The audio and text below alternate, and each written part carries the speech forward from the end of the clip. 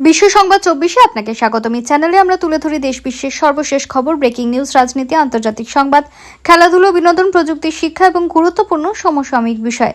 প্রথমেই শুনে নেব হেডলাইন্স। আন্দোলনের আড়ালে কলকাতায় বড় চক্রান্ত, 70 জন হামলাকারীর আসল পরিচয় ফাঁস করলেন মুখ্যমন্ত্রী। একদিন মোদীকেও দেশ ছেড়ে পালাতে হবে, শেখ হাসিনার উদাহরণের টানে শঙ্করাচার্যের বিস্ফোরক মন্তব্যে তোলপাড় দেশ। ধর্মেন্দ্র প্রধানকে অন্য মন্ত্রকে সরানো নয়, বরখাস্ত করতেই হবে, কেন্দ্রকে করা বার্তা রাহুল গান্ধীর। আরশোলাদের প্রতিবাদে সামিল নববধূ বিয়ে ছেড়ে কেন যন্তর মন্তরে, দিলেন অদ্ভুত উত্তর, ভাইরাল ভিডিও। সেবাশ্রয় দুর্নীতিতে তোলপাড়, আজ বিধানসভায় বড় পদক্ষেপ মুখ্যমন্ত্রী। ধর্মতলায় ছাত্র মিছিলে অশান্তি, 70 জন অছাত্র চিহ্নিত, প্রথম প্রয়োগ হলো গুন্ডা দমন আইন, 3 পুরুষ মনে রাখবে শুভেন্দু। বিদেশি তহবিল নিয়ন্ত্রণে এফসিআরএ সংশোধনী বিল কেন্দ্রের, ধর্ম সংকটে এনজিওরা। ফের মাঝরাতে সোশ্যাল মিডিয়ায় মোদি, জেনজিদের উদ্দেশ্যে এবার কোনো বড় প্রতিশ্রুতি প্রধানমন্ত্রীর। ইউজির প্রশ্ন ফাঁসকাণ্ডের প্রমাণ অভাবে ধৃত কিংপিনকে ক্লিন চিট দিল সিবিআই। Thank you friends. মধ্যরাতে জেনজিদের উদ্দেশ্যে মোদির এক রিলে চোরমার বিশ্ব রেকর্ড। বড় নির্দেশ, 10টা পর্যন্ত নয়, রাত 8টাতেই বন্ধ হয়ে যাবে মদের দোকান। শিক্ষামন্ত্রীর পদত্যাগ, পুলিশদের শাস্তি ও প্রধানমন্ত্রীর ক্ষমা প্রার্থনা, শিক্ষার্থীদের পক্ষ থেকে 3টি দাবি রাহুল গান্ধীর।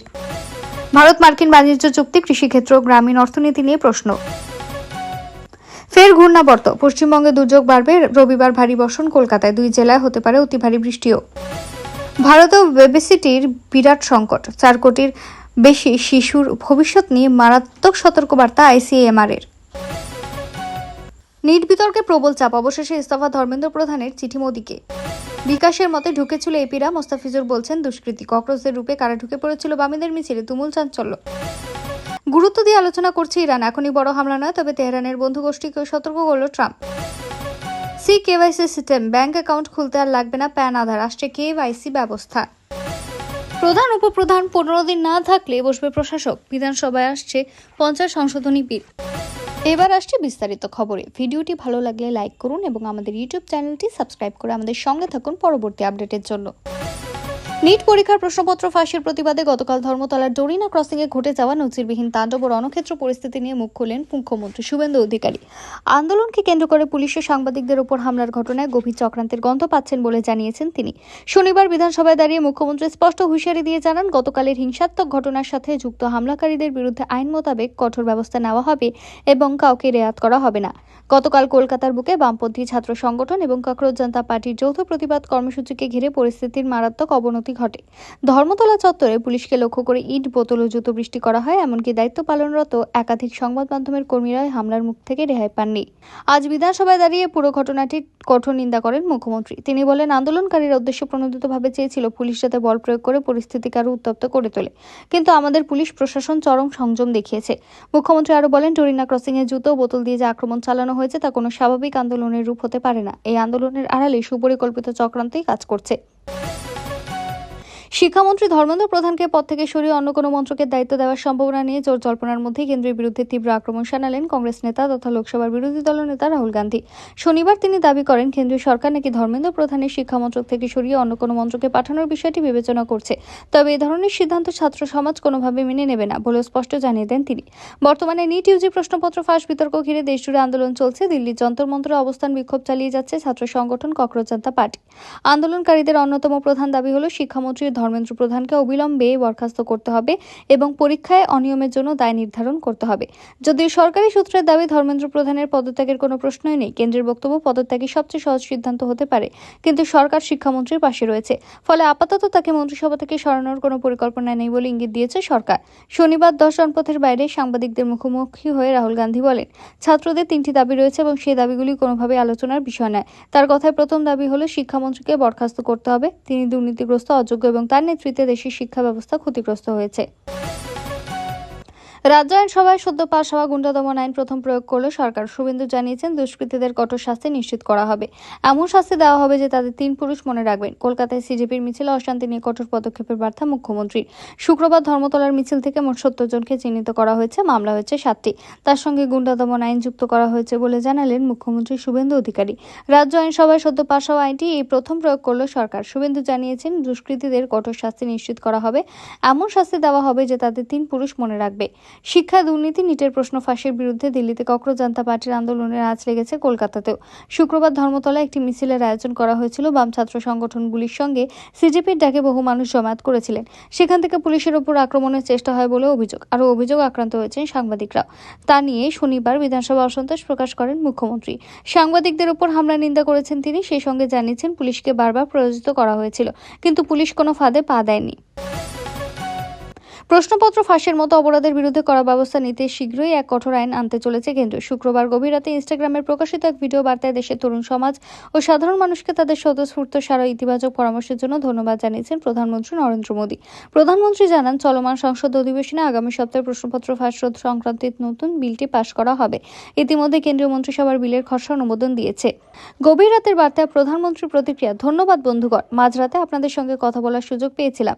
আমার ভিডিওতে আপনারা যেভাবে সাড়া দিয়েছেন এবং গঠনমূলক পরামর্শ দিয়েছেন তার জন্য সবাইকে ধন্যবাদ।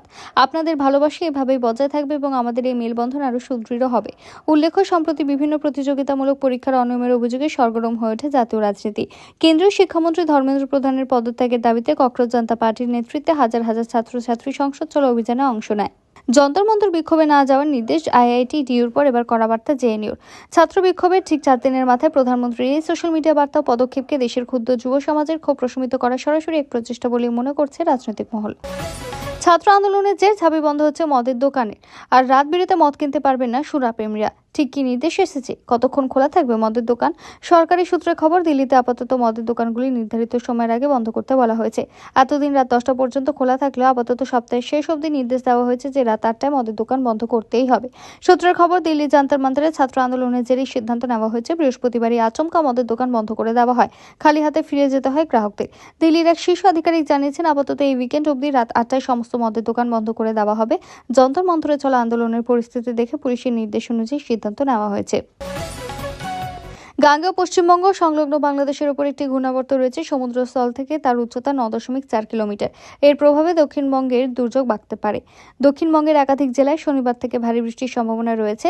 গাঙ্গেয় পশ্চিমবঙ্গের উপর ফের ঘূর্ণাবর্তের ঘন ঘটা, তার ফলে নতুন করে ঝড় বৃষ্টির সম্ভাবনা তৈরি হয়েছে কলকাতা সহ বিভিন্ন জেলায়। উপকূল সংলগ্ন 2টি জেলায় অতি ভারী বর্ষণের সতর্কতা জারি করা হয়েছে। বৃষ্টি বাড়তে পারে উত্তরবঙ্গেও। আলিপুর আবহাওয়া দপ্তর জানিয়েছে, গাঙ্গেয় পশ্চিমবঙ্গ সংলগ্ন বাংলাদেশের উপর একটি ঘূর্ণাবর্ত রয়েছে। সমুদ্রস্থল থেকে 9.4 কিলোমিটার উচ্চতা পর্যন্ত তা বিস্তৃত। এছাড়া বর্ষাকালীন অক্ষরেখা রাজস্থান থেকে উত্তর পূর্ব বঙ্গোপসাগর পর্যন্ত বিস্তৃত। এর প্রভাবে সোমবার পর্যন্ত দক্ষিণবঙ্গের একাধিক জেলায় ভারী থেকে অতি ভারী বর্ষণের সম্ভাবনা তৈরি হয়েছে। ওয়ার্ল্ড ওবেসিটি অ্যাটলাস 2026-এর উদ্বেগজনক তথ্য অনুযায়ী বর্তমানে ভারতে প্রায় 4 কোটি 10 লক্ষ শিশু অতিরিক্ত ওজন বা ওবেসিটির সমস্যায় ভুগছে।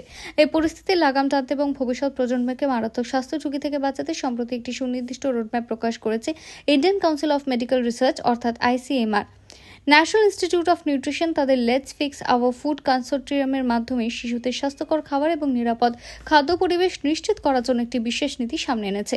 নিউট্রিশন লেবেলিং: অস্বাস্থ্যকর ও প্রক্রিয়াজাত খাবারের প্যাকেটের ঠিক সামনে অতিরিক্ত লবণ, চিনি বা চর্বির মাত্রা স্পষ্ট বড় অক্ষরে উল্লেখ করতে হবে, যাতে অভিভাবকরা সহজেই বুঝতে পারেন।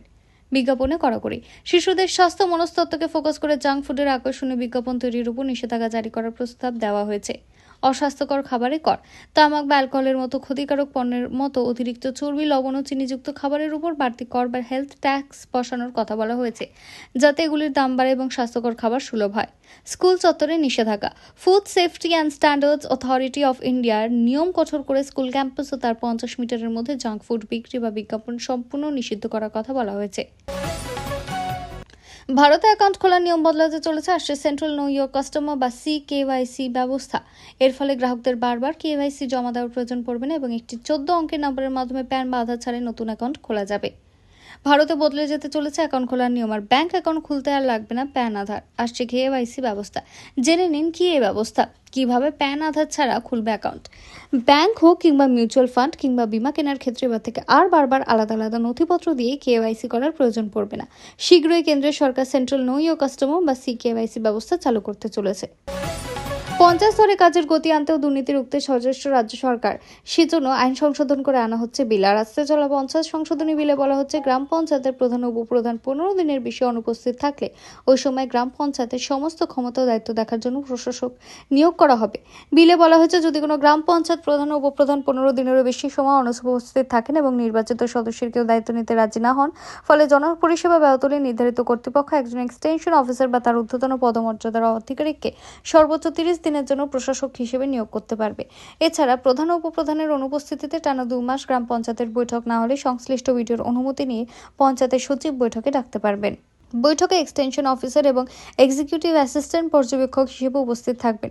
আর শনিবার বিধানসভার অধিবেশনে দ্য ওয়েস্ট বেঙ্গল পঞ্চায়েত বিল আসতে চলেছে। পাশাপাশি পঞ্চায়েতের কাজে গতি আনতে এবং পরিষেবার কাজ সরেজমিনে খতিয়ে দেখতে জেলা সফর শুরু করেছেন পঞ্চায়েত ও গ্রামোন্নয়ন মন্ত্রী দিলীপ ঘোষ। সামনের সপ্তাহে যাচ্ছেন হাওড়া হুগলিতে। জেলায় গিয়ে পঞ্চায়েতের কাজ নিয়ে বিডিও আর পঞ্চায়েত স্তরের আধিকারিকদের সঙ্গে বৈঠক করবেন মন্ত্রী। আবাস যোজনা, অন্নপূর্ণা যোজনা থেকে শুরু করে জি রামজি প্রকল্পের কাজ কতটা এগোচ্ছে তা খতিয়ে দেখবেন। সম্প্রতি পঞ্চায়েত মন্ত্রী একটি ভার্চুয়াল বৈঠক করেন। সে বৈঠকে 3,339 জন পঞ্চায়েত প্রধানের মধ্যে ছিলেন মাত্র 2,610 জন। ইতিমধ্যে পঞ্চায়েত স্তরে ঘুঘুর ভাষা ভাঙতেও কড়া পদক্ষেপ করেছেন মন্ত্রী দিলীপ ঘোষ।